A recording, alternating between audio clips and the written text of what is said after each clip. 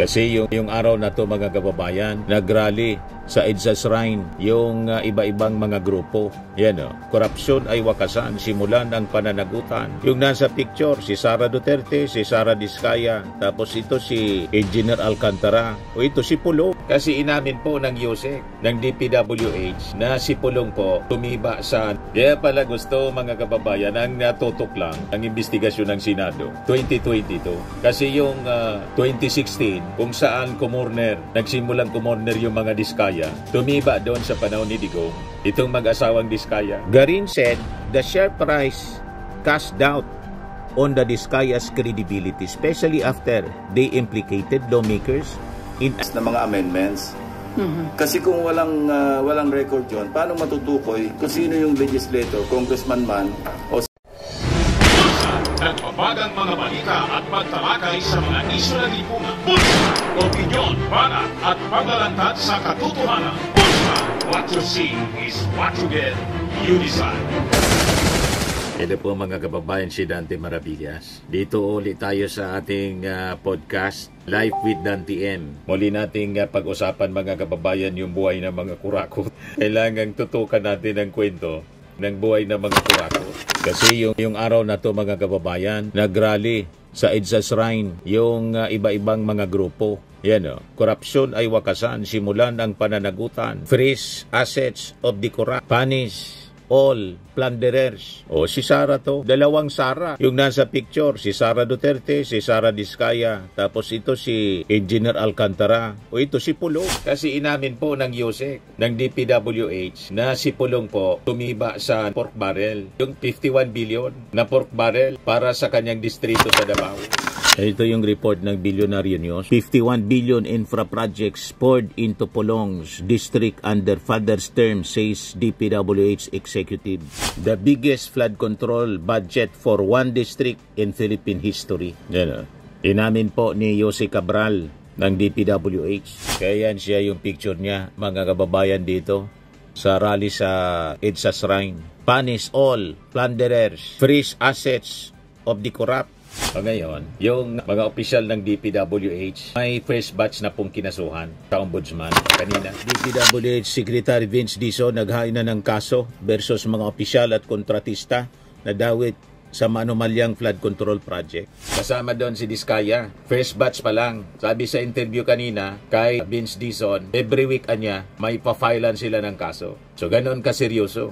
At hindi lang yung mga anomalous projects. Ngayong 2022, noong 2022 hanggang 2025, na gustong yun lang ang fokusan ng investigasyon ng Senado sa panahon ni Marcoleta as chairman ng Blue Ribbon Committee. Pero ngayon, hindi na yan uubra kasi nakudita yung Senado. So lahat iimbestigahan kasi dikadikada na po ito, sabi ng ating Pangulo. Dikadikada ang ganitong kalakaran. Ngayon sa Congress po, kinalkal yung mga kontrata ni Diskaya. Ito yung lumabas sa investigasyon mga kababayan. Sabi ni Congresswoman Garin, pasok tayo ng 2017. Lumipad, tumalon yung total revenue nyo ng 1,34,443,000. Tama po ba? And this is an increase of 942% from the revenue of the previous year. Sagot ni Pacifico Diskaya, ni Curly Diskaya, yes, Your Honor. Kaya pala gusto mga kababayan ang natutok lang ang investigasyon ng Senado 2022. Kasi yung 2016, kung saan nagsimulang kumorner yung mga Diskaya, tumiba doon sa panahon ni Digong. Itong mag-asawang Diskaya, alam na ninyo, malinaw na gustong i-cover. Hindi nakalusot sa Congress. Mabuti na lang ngayon, bago na yung Senado, nag-reorganize, si Ping Lacson na yung chairman. At si Soto, ang Senate President, si Tito Sen. Ngayon, si Marcoleta, sumulat para daw gawin star witness si Diskaya. Hindi pinarimahan po ni Tito Sen yung sulat ni Marcoleta. May reject mga kababayan ni Tito Sen. Soto rejects Marcoleta bid to put Diskayas in witness protection program. Sabi ni Tito Sen, hindi man niya siya yung least guilty. Ngayon, tanong nga naman po sa Congress ni Batangas Representative Jinky Luistro. Sino niya yung nagbigay sa iyo ng idea? Maging star witness ka? Na-discover mga kababayan, ang may idea pala po si Marcoleta. Kasi yung intensyon, gamitin si Diskaya para idiin yung Congress, yung mga congressman, hindi umobra. Na bago yung organisasyon sa Senado, hindi umobra ngayon kay Tito Sen. Hindi pinirman yung letter request ni Marcoleta. Sabi ni Tito Sen, it is unacceptable niya for them to get government protection after amassing a great deal of public funds. That's unfair to our countrymen. Bibigyan mo ng protection yung nagnakaw, ibalik mo na niya yung pera. Tapos isuka niya kung sino yung mga kasabwat niya. Tama po si Tito Sen. To be a state witness niya, you need to return what you stole. Tell the truth. What was said at the Senate inquiry was different from what was said at the House. Yung sinabi mo niya sa Senado, iba man sa sinabi mo sa Congress. May selective amnesia po si Diskaya. Napaami pa rin mga kababayan ng mga congressmen. Gustong gamitin mga kababayan yung mag-asawang Diskaya para siraan yung Kongreso. Yan ang lumalabas. Ginisya siya ng ating mga congressmen. Lumabas, tumiba siya mga kababayan, panahon ni Digong, 2017. Pasok tayo sa 2017. Yes, Your Honor. So sabi dito sa report ng Impact Leadership, House Deputy Speaker and Iloilo 1st District Representative Janet Garin grilled contractor Pacifica Curly Diskaya over the sudden surge in revenues of construction firms he and his wife Sarah own, now under scrutiny in the House inquiry on ghost and substandard flood control projects flagged by President Ferdinand Marcos Jr. Base sa financial statements na kanilang sinabmit sa Securities and Exchange Commission, lumalabas na yung mga kumpanya ni Sara Diskaya ng mag-asawa reported zero revenues noong 2014 and 2015 and only 99.25 million pesos in 2016. Revenue then soared to 1.034 billion in 2017, marking a 942% increase. Consistent siya doon mga kababayan, tugma sa kanyang sinabi. Pumasok siya sa DPWH, panahon pa ni Noynoy Aquino, 2012. Pero nung pumasok siya sa DPWH, flood control projects, 2016 na, panahon ni Digong. Doon nagsimula na tumabo ang limpak-limpak na salapi. Official records ko ito. Nasa SEC, mga kababayan, 1.034 billion agad, 2017, or 942% increase. Kaya sabi ni Garin, pasok tayo ng 2017, lumipad tumalon yung total revenue nyo to 1.34 billion. Tama po ba? And this is an increase of 942% from the revenues of the previous year. Sabi po ni Garin. Sagot ni Curly Diskaya, yes, Your Honor. The windfall continued under the Duterte administration. 12.05 billion pesos noong 2018, 13.55 billion in 2019, 16.07 billion in 2021, 20.52 billion in 2022, and 18.62 billion in 2023. Lahat ito from government. Garin said, the share price cast doubt on the Diskaya's credibility, especially after they implicated lawmakers in alleged anomalies during a Senate probe. She stressed that the House investigation also aims to prevent similar abuses under the current administration. Batangas 2nd District Representative Gerville Jinky Beatrix Luistro meanwhile accused Curly of selective amnesia for refusing to name officials who allegedly demanded kickbacks during the Duterte years when his firm secured billions in contracts. Ikita na ninyo, mga kababayan, siguradong may mga kumita ng bilyon-bilyon. Hindi lang si Curly Diskaya ang kumita ng bilyon-bilyon, kundi mga officials during the previous administration. O ito na yung latest ngayon, 15 minutes ago. President Marcos Jr. issues Executive Order number 94, creating an independent commission for infrastructure to investigate the corruption involved in government flood control projects. Malacanang said the President will announce members of the commission very shortly. We're now publishing in the official gazette to make the executive order immediately effective. So makikita natin mga kababayan, talagang desidido yung ating Pangulong Bongbong tuldukan ang dekada ng korupsyon sa gobyerno, lalo na po sa DPWH. O ito na po yung Executive Order number 94, creating the Independent Commission for Infrastructure. Section 1, sabi rito, Independent Commission for Infrastructure, there is hereby created an independent ad hoc fact-finding commission to be known as Independent Commission for Infrastructure, to be composed of a chairperson and 2 members, who shall all be persons of proven competence, integrity, probity, and independence. The chairperson and members may be entitled to per diems and allowances in accordance with existing laws, rules, and regulations. Section 2, yung mandato nila, the ICI or Independent Commission shall on a complaint or motu proprio hear, investigate, receive, gather, and evaluate evidence, intelligence reports, and information against all government officials and employees and any other individuals involved in anomalies, irregularities, and misuse of funds in the planning, financing, and implementation of government flood control and other infrastructure projects nationwide in violation of, among others, the following: Republic Act number 3039 as amended, Republic Act number 1379 on the unlawful acquisition of property by a public officer or employee, Republic Act number 6713 or the Code of Conduct and Ethical Standards for Public Officials and Employees, relevant provisions of the Revised Penal Code. Yung Republic Act 3019, yung Anti-Graft and Corrupt Practices Act siya, yung pangungurakot. So yung functions niya, conduct hearings, take testimonies, and receive, gather, review, and evaluate evidence, reports, and information on matters within its powers to investigate. Issue subpoenas for attendance of witnesses and production of documents necessary for its fact-finding investigation activities, especially subpoena ad testificandum and doses tecum in accordance with the relevant laws, rules, and regulations.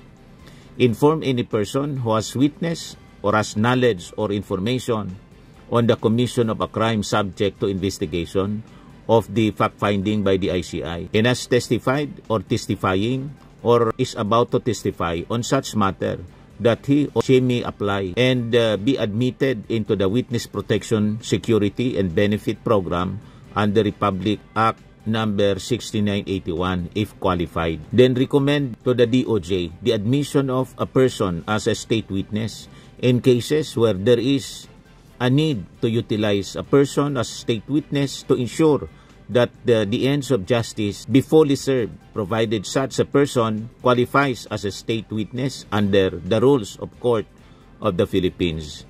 Upon proper request or representation obtained from the Senate in the House of Representatives, information and documents pertaining to the respective investigations which relate matters within the power of the ICI. So yung investigasyon ng Senado at Kongreso na separado din dito, yung mga result ng investigation pwedeng magamit ang ICI. So yun po, complementary siya. Kaya lang sabi ko nga, pasiguro yung ating Pangulo kasi alam naman ninyo, may mga sabit kasing senador at congressman. So importante talaga na may independent commission. Marami pa na mga functions siya mga kababayan hanggang P. So effectivity, the order shall take effect immediately upon publication in the official gazette done this 11th day of September in Manila. Ito na po, firmado ni Lucas Bersamin, Executive Secretary. So finally mga kababayan, mamaya siguro ipipresent, i-announce officially ng ating Pangulo kung sino-sino itong 3-member, 1 chairman, 2 members, investigating commission, Investigation Commission, Independent Commission. Ang tawag sa kanya, Independent Commission for Infrastructure, kaya ICI. So ito pa yung balita ngayon. Lacson, WJ Construction Representative tag NP of quote on Senate CCTV. Naulikam sa Senado. Sabi dito sa revelasyon ni Ping Lacson, may representative ba niya yung kumpanya WJ Construction which had been linked to the alleged P-Ops from government projects. Bumisita niya sa Senado last month. Kaya sabi ni Ping Lacson, yung Blue Ribbon Committee niya would pursue the inquiry into the into WJ Construction as there is CCTV footage of its representative's visit to the Senate noong Agosto 19. Suspended DPWH engineer Bryce Hernandez earlier presented photos of his exchange of messages with Bing Ramos, whom he identified as a staff member of Senator Jinggoy Estrada, talking about the delivery of obligation or money. Talagang hindi safe. Nauli ka, malamang maraming senador ngayon.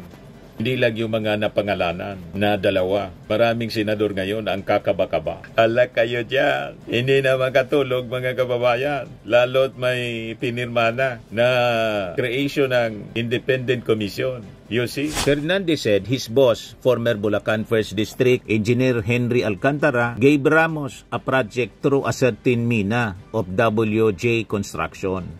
Estrada denied that Ramos was with his office and said she was with the Blue Ribbon Committee. Estrada denied that Ramos was with his office. Lacson said the committee would summon Mina and asked her to disclose which office she went to.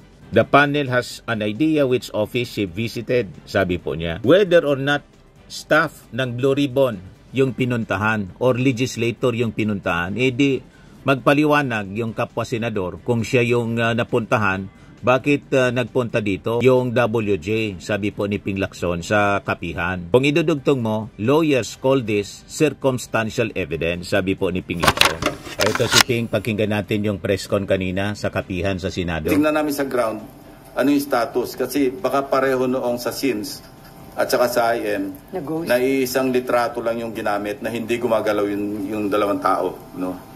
So, titingnan natin yung kasi kung gano'n ang pattern sa 1st District Engineering Office ng Bulacan, posible na gano'n din ang ginawa dito sa, kasi hindi pa naman sila nabubuko ng Mayo eh. Di ba? Ngayon lang naglabasan ito. Kung magre-remedyo man sila, kaya I'm free to announce it to you, hindi nila kayang gawin yung, kung halimbawa naghahabol sila, subukan nila yung 2 days na makasingil sila ng 46%. No? Hindi kaya yon physically. That's a physical impossibility. So maghabol man sila, kaya naming unahan, nga, kung ganun din ang pattern. Ba ang Senado? And can we ask for a copy? Not yet. Ako, hindi ko pa rin nakita. It was just reported to me. Bago ikaw, RJ, ako muna. Pero invited siya sa next hearing, sir. Papasupin ako yung in charge sa CCTV rito. Para siya yung mag-testify na actually on this date, at this time. Kung saan pumunta? Ito yung, hindi, makikita naman sa CCTV yun eh. Pero mas mainam na yung formally, i-testify noong mismong operator ng CCTV kung saang opisina, kailangan yun eh. Kasi kung CCTV alone, hindi mo mapagsilita yun eh. Pero may initial info kayo, sir, kung kaninong office na meron, senator? pero hindi validated eh. Kaya mas magandang tingnan na muna. Sir, will you be inviting Pinasecure ko na yung footage. It's a good thing that it happened last August 19. Kasi ang lifespan ng footage, isang buwan eh. Yes. Kung inabot tayo halimbawa September 20 ngayon, hindi na natin burado na yon. Sir, ipapatawag nyo rin po ba yung past chairman ng APRO or ng finance? Interparliamentary courtesy. But yung finance, at least. Kasi papag-usapan natin si Senator Grace po para ma-identify kung saan or kung sino yung nag-insert ng 355 million na yun. Kasi establish na natin na either sa Senate version or sa bicameral, sa BICAM, lumabas bigla yung, kasi wala sa NEP, wala rin sa GAB o sa House GAB. Ano? So, ganon. Okay. In your privileged speeches po kasi you also referred to cases in past budgets that were covered by past leaderships by SP Soto in his first SP and SP Subiri. Papatawag nyo rin po ba yung finance chair? Tingnan na natin kung ano yung mag-uugnay bago tayo magpatawag. Kasi papatawag tayo para tayo namamana sa buwan. Which hand ang tawag doon? RG, kailangan maghanap po na tayo ng ebidensya na maliwanag para may basihan tayo para magpatawag. Hindi lamang yung ebidensya, kundi yung klarong ebidensya. Ang tawag ko nga doon, resibo. Hindi ako nagre-rely doon sa mga sabi ni barangay chairman. sabi nitong si ganito, hindi po pwede yun kasi maski sino pwede magturo Before Nympha and Daniel, sir, tama ba na ang maging coverage lang ng investigation tungkol sa anomalous flood control project ay from 2022 to 2025? Hindi. Dapat kasi ang halimbawa yung pagpunta sa casino nitong BGC Boys, nag-start sila 2015 ganun. So matagal na nangyayari ito, no? Pagkatapos yung nasundan namin at lalabas ito siguro pagka halimbawang may legal na pamamaraan na yung Anti-Money Laundering Council maglabas ng resulta ng kanilang pag-freeze ng accounts. Kung hindi ko sigurado kung confidential ito, kung classified material yun o hindi. Makita naman natin doon yung takbo kung saan pinakamaraming transaksyon, halimbawa Diskaya, Couple, ano? Kasi as far as I know, meron silang mag-asawa na separate bank accounts. Kung anong period lumobo yun, ibig sabihin, doon sila na mayagpag. No? Tapos, 2015, sapul na sapul yung Duterte administration. Kasi naman po, yun man talaga yung testimony. 2016 daw, pumasok si Bato de la Rosa pa yun nagtanong. Sa flood control contracts, 2016, pagkatapos ang gustong paimbestigahan, ang focus daw sabi ni Jinggoy, mga kababayan, 2022 to 2025. Buti na lang, nagkakodita sa Senado. Ngayon, may footage daw. May nag-deliver. Holy cam. And again, yung pupurso namin yung sa WJ, yung lumabas sa pagdinig na allegation ni Bryce Hernandez na di umano, yung WJ magdadala o magdi-deliver ng obligasyon. Pag sinabing obligasyon, ito na nga yung lagay, di ba? So pupurso namin yon, and as we speak, meron kaming video footage ng CCTV footage na dumalaw dito talaga yung WJ. Ang pangalan yata Mina, no? Ipapatawag namin yon. Kasi tatanungin namin, although may idea kami kung saan siya nagpunta rito, kaninong opisina ang dinalaw niya, pero ipapatawag namin para malaman natin kung kanino siya nagpunta, kaninong office at sino yung kinausap niya, para maliwanag whether or not staff ng Blue Ribbon yung pinuntahan o legislator yung pinuntahan, edi magpaliwanag yung kapwa senador kung siya yung napuntahan. Bakit nagpunta rito yung WJ? And kung idudugtong mo, lawyers call this circumstantial evidence, di ba? Na although kung standalone, wala ka makukonclude. Pero kung may alegasyon na merong mambabatas o merong staff ng Blue Ribbon, staff ng Senado, na sinasabing i-deliver yung obligasyon, pagkatapos napunta pa rito, August 19 yung petsa ng pagdalaw. This year, sir. And we found out also, this year, 2025, recently lang. And we also discovered, kasi pinatingnan ko agad, kasi binanggit ni Bryce Hernandez exact amount, nagbagsak di umano, and I'm saying this is just an allegation, di umano ni Senator Estrada sa Bulacan, doon sa first district man kung saan. So pinacheck ko agad sa General Appropriations Act kung meron bang insertion na nagkakahalaga ng 355 million pesos na intended para sa Bulacan. And we found one. Meron talaga insertion na wala sa House version, pero lumabas ito do sa after BICAM. So maliwanag na either sa Senate version or sa BICAM yun na insert. Now, we would like to find out, kasi alam nyo naman yung kalakaran sa budget deliberation dito. Hindi mo pwedeng matukoy. Ito nga yung lagi kong pinaglalaban na identify natin kung sino yung proponents ng mga amendments. Kasi kung walang record yun, paano matutukoy kung sino yung legislator, congressman man o senador na nag-insert o nag-amend? Walang record eh. Ang record lang dito is a piece of paper, whether toilet paper or yellow pad or yung stationery, minsan doon lang sinusulat. Ang may hawak nito, yung chairperson ng Finance Committee or yung Appropriations Committee chairman. Now, kung merong confirm na merong 355 million pesos na talagang nai-allocate para sa Bulacan. And we went further, meron ng 5 projects identified na award na, out of the 355 million. Now, my team or my teams are checking kung ano yung status ng mga at least 5 projects na yon na hindi pa namin alam yung amount. Madali makita yon kasi nasa website naman ng DPWH. At titingnan namin sa ground ano yung status kasi baka pareho noong sa SINS at saka sa IM na isang litrato lang yung ginamit na hindi gumagalaw yung dalawang tao. No? May idea na kayo kung kanino diniliver po? Remati na. Malamang hindi na makatulog yung tumanggap na limpak-limpak na salapi. Sa Senado pala diniliver. Walang sasantuin po si Ping Lacson. Walang sisinuin. Mamaya po, malaman na lang natin kung sino yung mga members ng Independent Commission. May mga pangalan ako rito.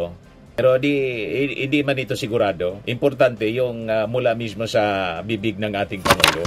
Ito yung report ng News 5 Independent Commission members named.